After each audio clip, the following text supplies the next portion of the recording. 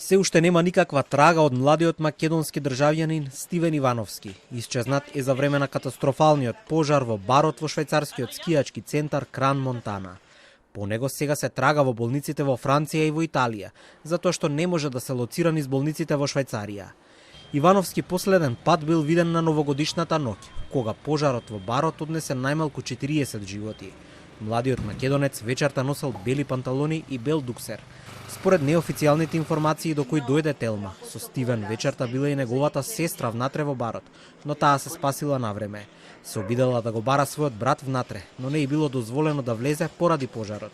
Македонските власти понудија помош на Швајцарија и исто така се во очекување на повеќе информации за Ивановски.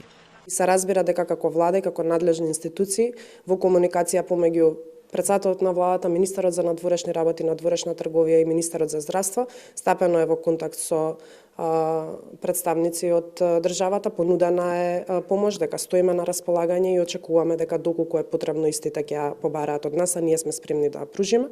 Последните информации кои што ги добив од надлежните институции е дека има една личност со македонско државјанство, меѓутоа сме во контакт со властите и со кантонската полиција, очекуваме повеќе детали во однос на тоа.